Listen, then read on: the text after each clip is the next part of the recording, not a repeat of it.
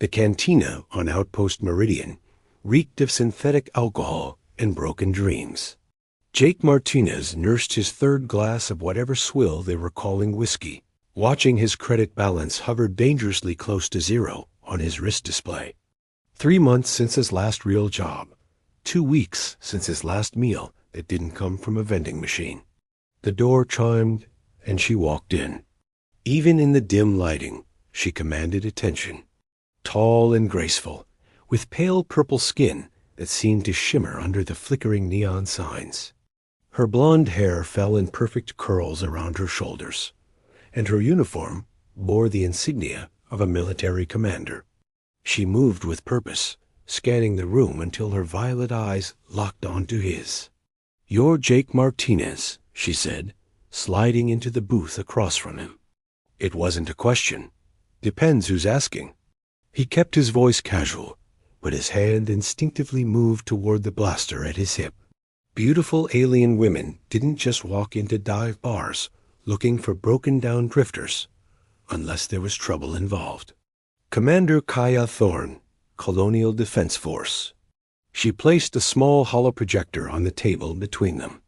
"I have a proposition that could solve both our problems." Jake leaned back, studying her face. There was something desperate hiding. Behind those confident eyes, a tension in the way she held her shoulders. "What kind of problems are we talking about?" The holoprojector flickered to life, displaying an image of a young child maybe 4 years old, with Kaya's violet eyes, a darker skin, caught somewhere between human and alien features. 2 arms, 2 legs, completely normal, except for the otherworldly beauty inherited from her mother. "This is my daughter, Zena," Kaya said, her voice softening. "I need someone to pose as her father. Just for a few official inspections. Nothing more." "Pose as what?"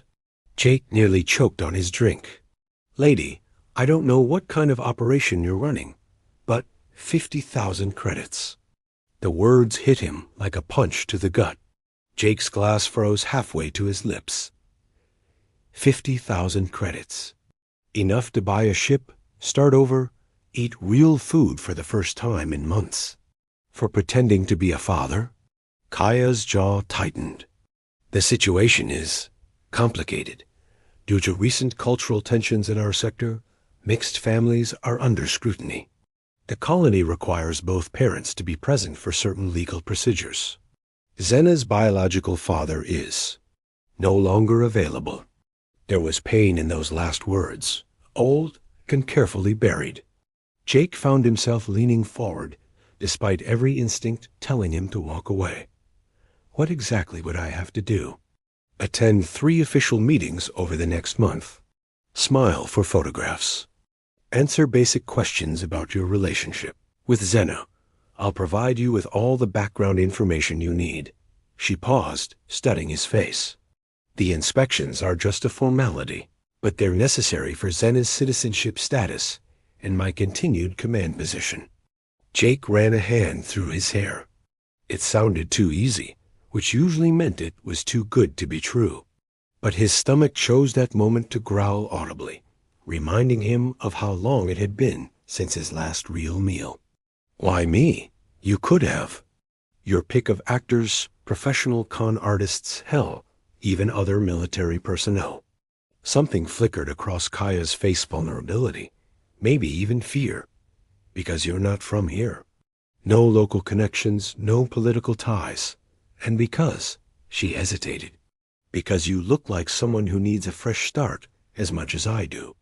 The honesty in her voice caught him off guard. Jake had been running from his past. For so long he'd forgotten what it felt like to have someone see through his carefully constructed walls. "Where is she now?" "Zena. Safe. On my ship with my aide." Kaya leaned forward. "Jake, I know this sounds insane, but I'm running out of options, and you're running out of credits. We could help each other." He looked at the hologram again, the child's bright smile, her mother's determined eyes. Something tugged at his chest, a feeling he hadn't experienced in years. Maybe it was desperation, maybe it was the whiskey, but for the first time in months, Jake felt like the universe was offering him a chance at something better. "All right," he heard himself saying, "but I want half up front." Kaya's relief was visible. She transferred 25,000 credits to his account with a few quick taps on her wrist device. Jake watched his balance climb, feeling something between hope and terror. "There's one more thing," Kaya said as she stood. "Xena is special, highly intelligent, very perceptive. She'll know if you're not genuine with her." "I'm good with kids," Jake lied, having no idea if that was true. Kaya smiled for the first time since entering the cantina, and it transformed her entire face. "We'll see. My ship leaves for the colony in 6 hours. Dock Bay 7. As she walked away, Jake stared at his credit balance, wondering what he'd just gotten himself into. He'd taken a lot of jobs over the years, smuggling, bodyguard work, even some bounty hunting. But this was different. This time, he was going to be someone's father, even if it was just pretend. Jake's first glimpse of Colony Nexus 7 through the viewport left him speechless. The settlement clung to the side of a massive crater, its gleaming spires and defensive shields stark contrast to the scarred landscape beyond. War had touched. This place the twisted metal ruins scattered across the horizon told that story clearly. "Beautiful, isn't it?" Kaya's voice came from behind him as they prepared to dock. "Hard to believe we're still fighting for it." Before Jake could respond, a small voice piped up from the ship's common area. "Mama, are we home?"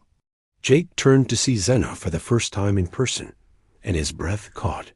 The hologram hadn't captured her ethereal quality, the way her violet eyes seemed to hold ancient wisdom despite her young age, or how her mixed heritage created something uniquely beautiful. She was perfect in every normal way. 2 arms, 2 legs, 10 fingers. But there was something otherworldly about her presence. "Yes, little star," Kaya said, scooping Xena into her arms. "And I want you to meet someone very special."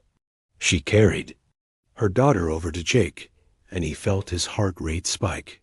"Xena, this is Jake. He's going to be helping us for a while." Xena studied Jake with those penetrating eyes, tilting her head in a gesture, so like her mother's, it made him smile. Then, without warning, she reached out and touched his face with one small hand. "Da," she said softly, and the aide nearby dropped her datapad with a clatter. Kaya went pale. She ... She's never said that word before. What does it mean? Jake asked, though something in his chest was already tightening with an emotion he couldn't name.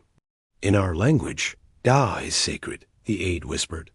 "Children only use it for soul-bonded fathers. It means ... chosen one." Jake stared at the little girl, who was now reaching for him with both arms. Without thinking, he took her from Kaya, and Xena immediately snuggled against his chest with a contented sigh. "This is impossible," Kaya breathed. "She's never. With anyone else, she's always been shy, reserved." But Xena was already fast asleep in Jake's arms, her small fist clutching his shirt. Jake felt something crack open inside him, a protective instinct so fierce it nearly brought him to his knees. Over the next few days, as they prepared for the first official inspection, Jake discovered that Xena refused to sleep unless he was. Nearby, she would cry when he left the room and light up with joy when he returned. During meals, she insisted on sitting next to him, chattering away in a mixture of her mother's language and standard. "She's teaching you," Kaya observed one evening as they watched Xena play with her toys. They were sitting close together on the couch, and Jake was hyper-aware of the warmth radiating from Kaya's body. "Teaching me what?" "How to be her father." Kaya's voice was soft, tinged with something that sounded like longing. "She's been waiting for you, Jake. I just didn't realize it until now."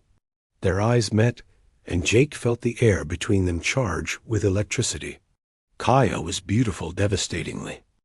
But it was more than that. The way she cared for Xena, the strength she showed, despite her obvious vulnerability, the gentle way she touched his arm when she spoke to him. "Kaya, story time," Xena announced, climbing onto Jake's lap with a worn book.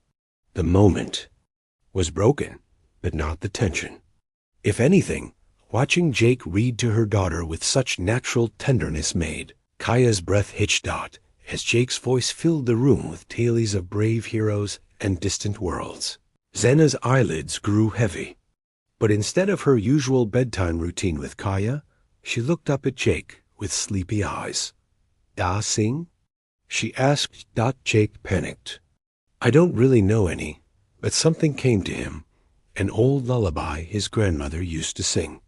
His voice was rough from disuse, but Xena smiled and settled against him as he hummed the familiar melody. Kaya watched them, tears gathering in her eyes. Later, after Xena was asleep in her bed, Kaya found Jake on the balcony overlooking the colony's lights. "She's never had that," Kaya said quietly, moving to stand beside him. "A father's love. I always wondered if I was enough." "You're an amazing mother," Jake said, turning to face her. The moonlight caught the silver threads in her hair, made her skin look luminous. "But maybe, maybe she needed both of us."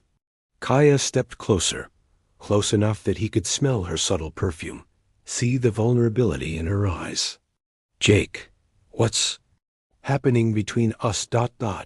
It's not part of the deal." "No," he agreed, his voice rough. "It's not." They stood there in the charged silence, the space between them crackling with unspoken desires and dangerous possibilities.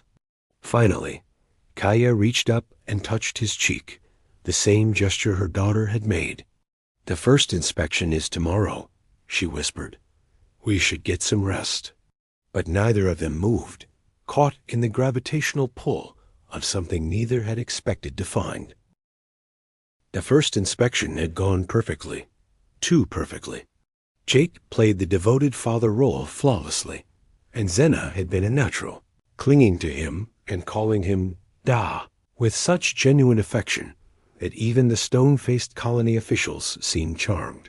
But now, as Jake tucked Xena into bed after a long day of official meetings, he couldn't shake the feeling that something was wrong.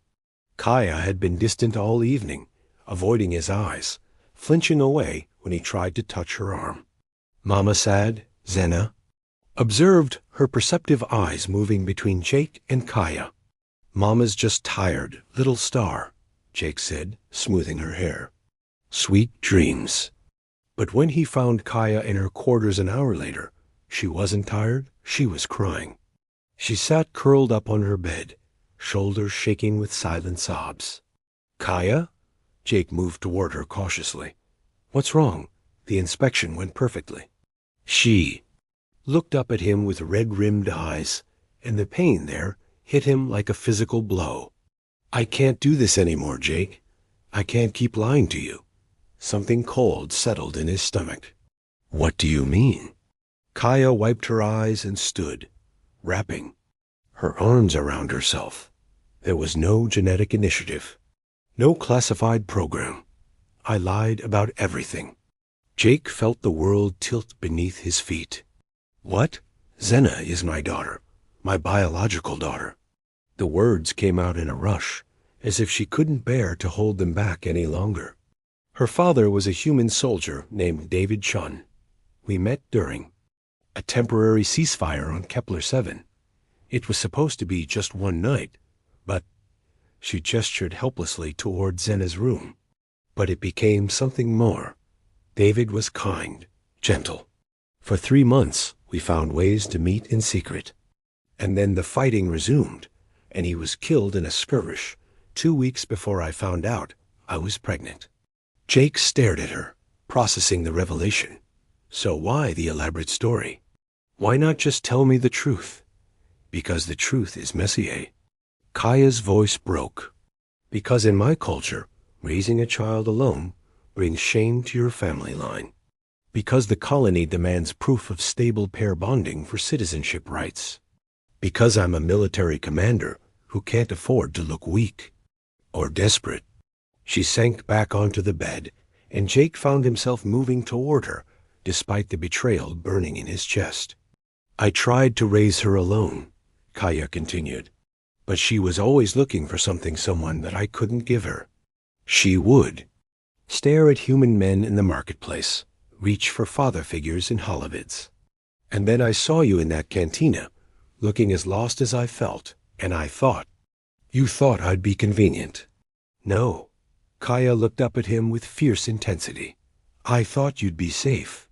Someone who wouldn't want to stay, who wouldn't complicate things. But Jake, the way she took to you immediately, the way she called.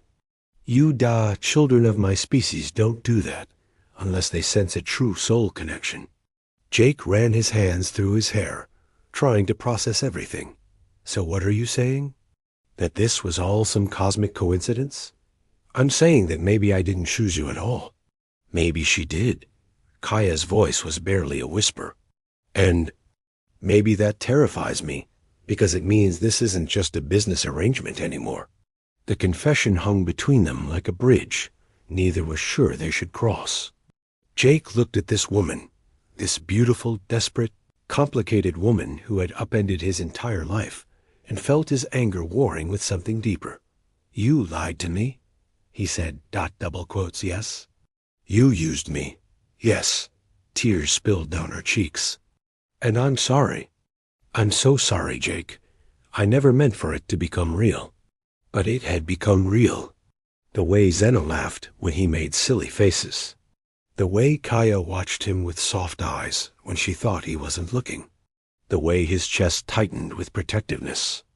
Every time he thought about leaving them, Jake sat down beside her on the bed, close enough to feel her warmth. What happens now? Now you take your money and leave, Kaya said, her voice hollow. The remaining inspections are just formalities. I can handle them alone. And Zena? Fresh tears fell. She'll forget you eventually. Children are resilient. Jake thought about the little girl sleeping in the next room, the way she'd clung to him earlier, the trust in her eyes when she called him Thou. Would she really forget? Would he be able to forget her? Without thinking, he reached out and cupped Kaya's face, wiping away her tears with his thumbs. She leaned into his touch with a shuddering breath. I should go, he whispered, but he didn't move. Yes, she agreed. But her hands came up to cover his. They stared at each other in the dim light of her quarters, the space between them electric with possibility and danger. Slowly, inevitably, Jake leaned forward until their foreheads touched. This is complicated, he murmured. The most complicated thing I've ever done, Kaya agreed, and then they were kissing, soft and desperate, and full of everything they'd been trying not to feel. Kaya's arms wound around his neck, pulling him closer, and Jake felt himself drowning in her warmth, her taste, the small sounds she made against his lips. When they finally broke apart, both breathing hard, Jake rested his forehead against hers. I should still go, he said. Yes, Kaya whispered. You should. But they both knew he wouldn't. Not tonight, and maybe not ever. Jake woke to the sound of rain against the windows, and the warm weight of Kaya curled against his side. For a moment, he let himself enjoy the simple pleasure of her head on his chest. Her hair spread like silk across his skin. Then reality crashed. Back, and he remembered everything that had changed between them. They'd made love slowly, tenderly, with a desperate kind of reverence that left them both shaking. Afterward, Kaya had cried again, not from sadness this time, but from relief at finally letting down her walls. Jake had held her until she fell asleep, marveling at how perfectly she fit against him. Now, in the gray morning light, he had to figure out what came next. You're thinking too loudly, Kaya murmured against his chest, her fingers tracing lazy patterns on his skin. Sorry. He pressed a kiss to the top of her head. Just trying to process everything. Kaya lifted her head to look at him, her violet eyes still soft with sleep. Do you regret last night? No. The answer came without hesitation. Do you? Never. She leaned up to kiss him softly. But that doesn't make this any less complicated. Before Jake could respond, there was a knock at the door. They both froze. Mama? Da? Zena's voice came through the metal. Breakfast time? Kaya's eyes went wide with panic, but Jake was already moving, grabbing his clothes from the floor. Give us a minute, little star, he called out, pulling on his pants. She can't know, Kaya whispered urgently as she threw on a robe. Not yet. She's too young to understand. The door chimed, indicating Zena had used her child access code. She peered around the edge, taking in the scene with those two perceptive eyes. Da sleep in Mama's room? She asked innocently. Jake and Kaya exchanged glances. Ah, yes, Jake said finally. Is that okay? Zena considered this gravely, then broke into a radiant smile. Family sleep together. She launched herself at Jake, who caught her instinctively, spinning her around until she giggled. Over her head, he met Kaya's eyes and saw his own realization. Reflected there, this wasn't just about the two of them anymore. The rest of the morning passed in a haze of domestic normalcy that terrified Jake with its appeal. Making breakfast while Zena chattered about her dreams. Kaya's hand brushing his as they passed dishes. The three of them curled up on the couch afterward, Zena between them as they watched her favorite HOLOVID. It felt like a family. It felt like home, and it scared the hell out of him. Jake. Kaya's voice was quiet as Zena napped later that afternoon. They were sitting on the balcony again, the colony spread out below them. We need to talk about what happens next. I know. He'd been dreading this conversation all day. The second inspection is tomorrow. After that, there's only one more, and then ... double quotes, she trailed off. And then I leave. That was the deal. But her voice lacked conviction. Jake was quiet for a long moment, watching the afternoon light play across Kaya's features. What if I didn't want to leave? The words hung between them, heavy with possibility. Kaya's breath caught. Jake, you can't mean that. You don't know what you're saying. Your life, your freedom. What freedom? He turned to face her fully. Kaya, I've been drifting for years. No purpose, no connections, nothing to tie me down. I thought that was what I wanted, but these past few days... He reached for her hand, threading their fingers together. I wake up every morning excited to see Zena's smile. I go to sleep thinking about your laugh. For the first time in years, I feel like I belong somewhere. Tears were gathering in Kaya's eyes again. This isn't fair to you. You signed up for a few weeks of pretending, not a lifetime commitment. What if I want the lifetime commitment? The question seemed to echo in the air between them. Kaya stared at him, as if trying to determine whether he was real. You barely know us, she whispered. I know that Zena has nightmares about monsters, and the only thing that calms her down is when I sing that old lullaby. I know that you take your coffee with too much sugar, and you make this little humming sound when you're concentrating. I know that you put everyone else's needs before your own, and you're the strongest person I've ever met. He cupped her face gently. I know that I've never felt about anyone the way I feel about you. And I know that walking away from you and Zena would be the biggest mistake of my life. Kaya was crying in earnest now, but she was also smiling. You really mean it. I really mean it. He leaned forward to kiss her, pouring all his certainty into the connection. If you'll have me, if you want me to stay.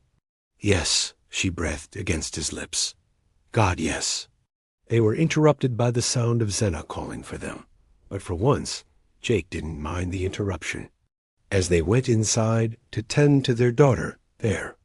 Daughter, he felt something settle in his chest that he'd never experienced before. Peace, purpose, home. But even as happiness flooded through him, a small voice in the back of his mind wondered if it could really be this simple. If a man like him, with his past, his mistakes, his ghosts, really deserves something this good, tomorrow's inspection would test whether their newfound family could withstand outside scrutiny. But tonight, Jake was content to push those worries aside and focus on the miracle of the woman in his arms and the child who had chosen him as her father. Some chances were worth taking, no matter how scared you were. The final inspection should have been routine. They'd passed the previous two with flying colors. Xena had charmed every official she'd met, and Jake had his role down to perfection. But as they sat in the sterile government office, facing Inspector General Thane across his massive desk, Jake sensed something was different. There have been some irregularities in your file, Commander Thorne, Thane said, his cold eyes moving between Kaya and Jake. Discrepancies that concern the review board. Kaya's hand found Jake's under the table, her grip tight with tension. What kind of discrepancies? Financial records show Mr. Martinez was paid a substantial sum just before your first inspection. That, combined with the fact that he has no prior connection to this colony, or to you, raises questions about the legitimacy of your relationship. Jake's blood ran cold. He'd been careful, but apparently not careful enough. Are you suggesting we're lying? Kaya's voice was steady, but Jake could hear the underlying steel. I'm suggesting that arranged partnerships for citizenship purposes are illegal, Thane replied smoothly. And the penalties are severe. Loss of citizenship, military discharge, removal of the child to foster care. Xena, who had been quietly coloring in her chair, looked up at the mention of being taken away. Her violet eyes filled with confusion and fear as she looked between Jake and her mother. Da? She whispered, reaching for him. Jake lifted her into his lap, his protective instincts flaring.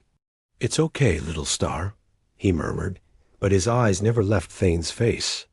However, Thane continued, if you were to admit to the deception now, we might be able to arrange a more lenient resolution. The threat was clear. Confess, and maybe they'd only lose everything instead of facing criminal charges. Jake felt Kaya trembling beside him and knew she was calculating how to protect Xena at any cost. She'd probably confess, take the blame, sacrifice her career and her future to keep her daughter safe. He couldn't let that happen. You're right, Jake said suddenly, standing with Xena in his arms. The financial payment did happen, but not for the reason you think. Kaya's sharp intake of breath was audible, but Jake pressed on. I paid Commander Thorne, he lied smoothly, for the privilege of being in my daughter's life. Thane's eyebrows rose. Explain. Jake's mind raced, constructing the story as he spoke. Xena is my biological daughter. I had a brief relationship with Kaya 3 years ago, but I wasn't ready to be a father.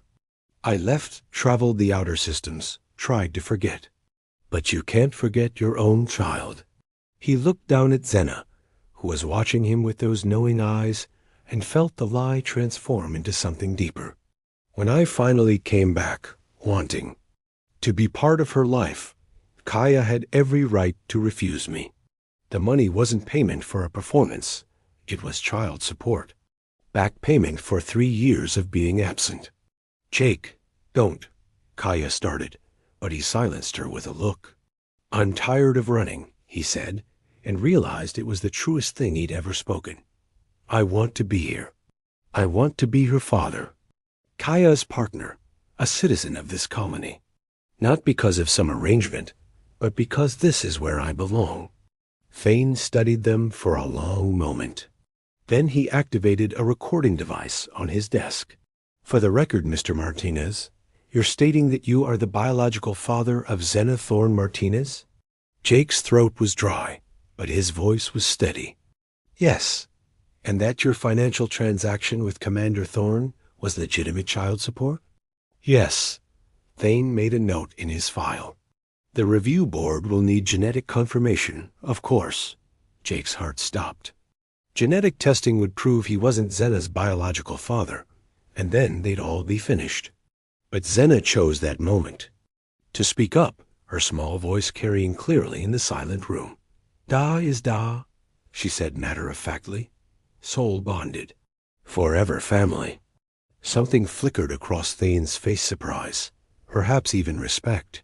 He looked at Zena for a long moment, then at Jake and Kaya. Perhaps, he said finally, genetic confirmation won't be necessary. The child seems quite certain of her parentage. He stamped their file with official approval. Congratulations on your family reunification. Your citizenship applications have been approved. Outside the government building, Kaya collapsed against Jake, her whole body shaking. I can't believe you did that. You could have walked away clean, but instead you bound yourself to us legally, forever. Good, Jake said, pulling her close while Zena played nearby. I want to be bound to you. Both of you. That night, after Zena was asleep, Jake found Kaya on their balcony now, officially. She was staring out at the colony lights, lost in thought. Any regrets? He asked, wrapping his arms around her from behind. She leaned back against his chest. Only that it took us so long to get here. Jake nuzzled her neck, breathing in her familiar scent. We have time now, all the time in the world. Kaya turned in his arms, her eyes luminous in the moonlight. I love you, Jake Martinez. I love you so much it terrifies me. I love you too, he replied, the words feeling like a sacred vow. You and Zena, my family. They made love that night with a desperate passion born of relief and joy, and the knowledge that they'd fought for their right to be together. Jake worshipped Kaya's body with reverent touches, memorizing every curve, every sound she made. She moved against him with abandon, finally free to show him everything she felt. Afterward, as they lay tangled together, Kaya traced patterns on Jake's chest. What now? She asked softly. Now we live, Jake said simply. We raise our daughter. We build our life. We figure it out as we go. Our daughter, Kaya repeated, wonder in her voice. She really is ours now, isn't she? She always was, Jake replied. From the moment she called me Da, she chose us to be her family. We were just too scared to believe it. As if summoned by their conversation, their bedroom door chimed softly. Zena appeared in the doorway, clutching her favorite stuffed animal. Bad dream, she announced, padding toward their bed. Without hesitation, Jake lifted the covers and Zena crawled between them, snuggling close to both her parents. Better now? Kaya asked, stroking her daughter's hair. Better now, Zena confirmed sleepily. Family together. Jake looked at his wife and daughter in the soft light of their bedroom and felt a completeness he'd never known existed. He'd started this journey as a broke drifter looking for easy money, but he'd found something infinitely more valuable. He'd found home. Outside, the colony settled into peaceful sleep, protected by its shields and defended by its military. But inside their apartment, Jake Martinez's father, partner, citizen held his family close and knew that some kinds of wealth couldn't be measured in credits. Some riches were measured in love and belonging, in the sacred trust of a child who calls you Da. And by that measure, he was the richest man in the galaxy.